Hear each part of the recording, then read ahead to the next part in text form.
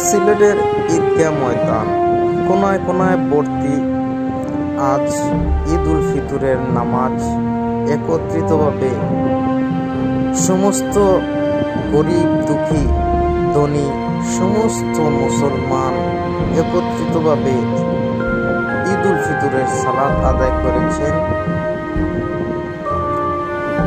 সিলেটের ঐতিহাসিক শাহিদগাহ কোনায় কোনায় মানুষে ভরপুর, লক্ষ লক্ষ মানুষ একত্রিত হয়ে ঈদের সালাত আদায় করেছে।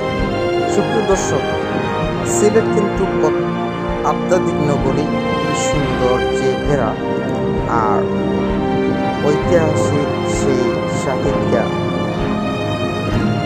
শাহিদগাহ খুব সুন্দর দৃশ্য দেখতে পাচ্ছি। সকালের দৃশ্যটা খুবই দৃষ্টিনন্দন। মাশাআল্লাহ, লক্ষ লক্ষ মানুষ কিন্তু একত্রিতভাবে নামাজ আদায় করেছেন। আলহামদুলিল্লাহ।